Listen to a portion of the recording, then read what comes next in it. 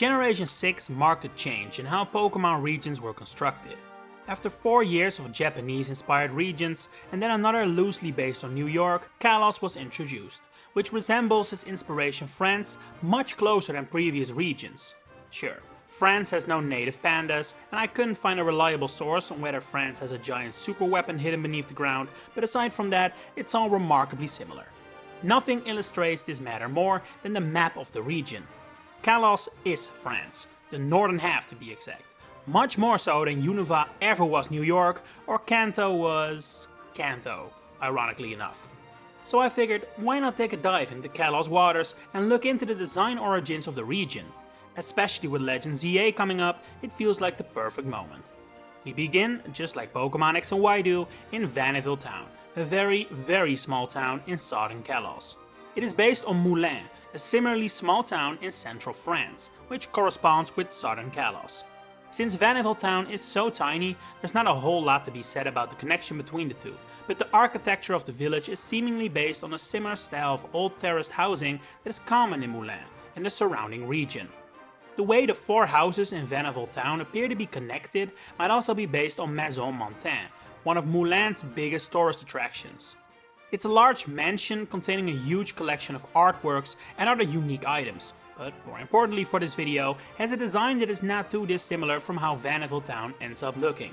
We continue past the abomination of a route that is Vanilleville Way, which is only a 10-second walk in the game, but about 45 minutes in real life to end up in Aquacourt Town, based on the real life town of Nevers.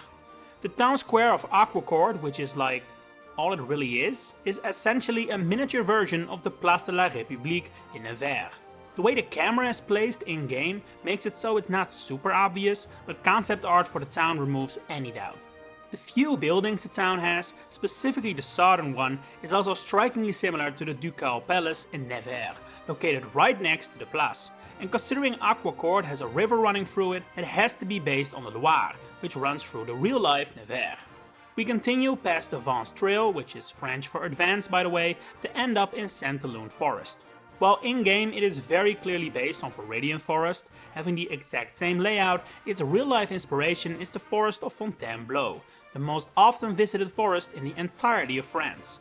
Another parallel between the two forests is that they lead to a city bearing the same name, being Saint-Élune City in X and Y and Fontainebleau in real life. While Saint-Élune's design doesn't resemble Fontainebleau down to the details, it should be noted 2 of the real-life city's most prominent sites are also found in Saint-Élune City.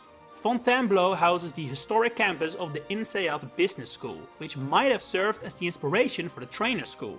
The fountain in the center of Saint-Élune City, based on a Roselia, also resembles the Fontaine de Diane in Fontainebleau, which is not related to how the city got its name by the way.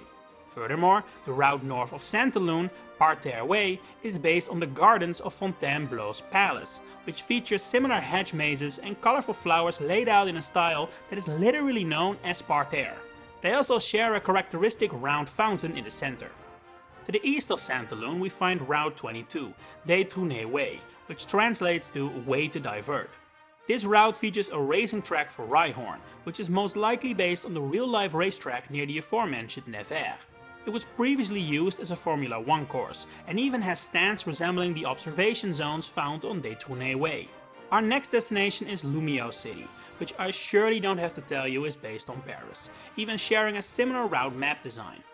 Landmarks with clear real-life inspirations include of course Prism Tower, based on the Eiffel Tower, in the center of the city, surrounded by 5 streets to exit into, which is based on the Place Charles de Gaulle, a huge roundabout around the Arc de Triomphe, which similarly has 5 exits laid out in a star pattern. Further from the center we find more modern buildings, probably based on La Défense, the financial district in the outer ring of Paris. Don't expect to see too much of that, if Legend ZA is set in the past, like I expect. While the Lumiose Museum in the anime is based on the Louvre, the in-game variant is based on the UNESCO headquarters, which has a similar shape to the museum. Inside, you can find a painting called A Sketch of a Windmill, which is based on art from Leonardo da Vinci, which better corresponds with the Louvre of course, as well as art from the Pokémon TCG. You've got Town Volunteers and Forest Guardian from Aquapolis and Mr. Briny's Compassion from EX Dragon. Surrounding Lumiose City, we first find Versum Road, a mountainous route which has a skate park on it, making it a clear reference to Sèvres, a suburb of Paris which has a lot of elevation and a prominent skate park. Both Palais Lane and the Parvin Palace are very obvious references to the Palace of Versailles, just outside of Paris. The inside of the palace references the famous Hall of Mirrors, inside the real-life Versailles. And then there's also Melancholy Way, a wet, watery route which is based on the Canal de l'Ourcq. This was once built to provide drinking water for Paris and is now used for fishing and boating, referenced in-game with the fishing club found here. I could definitely see this area play a prominent role in Legend CA, as a more untamed wetlands. The next destination on your travels is Camphrier Town, which is based on the city of Blois.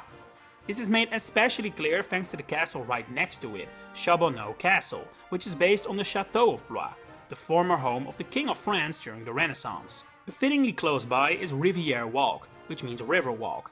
This is based on the Loire Valley found near Blois, which is also known as the Garden of France for its large amount of vineyards and nature. The region is also home to plenty of castles, making it a perfect location for the Battle Chateau, which is based specifically on the Chateau de Chenonceau. The real-life castle is known as the Castle of the Ladies, because it was financed and run by noble women. This is also referenced in-game, with Diantha being the top trainer of the chateau. As we continue our journey, we find ourselves on the west coast of both France and Kalos, with this area based on the region of Nouvelle-Aquitaine. You've got Morel Coast, based on La Pointe du Chet, a similar cliff and elevated area, and Glittering Cave, which is reminiscent of Lascaux Cave. While that doesn't have glittering gemstones, it does feature prehistoric wall paintings. The layout of Glittering Cave, extremely cramped with narrow hallways, is based on the catacombs of Paris, as confirmed by Junichi Masuda himself. Now, that doesn't mean they won't feature in Legend ZA, as many have speculated, but don't be surprised if that area ends up being an extension of Glittering Cave in some way. The settlement in this region, Embret Town, is clearly based on La Rochelle. La Rochelle is famous for being the source of all kinds of fossils from the dinosaur years, matching perfectly with Embret Town's fossil research lab. La Rochelle also has a well-known aquarium, which served as inspiration for the Embret Aquarium. Our next destination is Salage City, which is one of the few towns and cities in the game without an obvious inspiration. Based on its location, the most likely suspect is the coastal city of Saint-Nazaire, which is best known for having one of the largest shipyards in the world. While Salage City doesn't have that, it does have a cycle shop, which is still a form of transportation, I guess. We then take the Menhir Trail to Geosenge Town, which is an area that makes its inspiration clear without a shadow of a doubt. In fact, Menhir is literally the Breton word for a standing stone, as is the defining element of these two areas. These kind of rocks are known as Karnak stones, named after the real-life town of Karnak, which is surrounded by these standing stones and serves as the main inspiration for Geosenge Town. The name of the town references Stonehenge, however, which is a similar location in England and served as the inspiration for Stonjourner. Both the Colossian and French locations serve as graveyards for Pokemon and people. However, there is a legend about the Karnak stones that suggests they are people turned to stone by the wizard Merlin. This legend could have served as the inspiration for the effect of the ultimate weapon, which is turning Pokemon to stone. Another legend from the region of Brittany possibly served as the basis for the nearby Reflection Cave.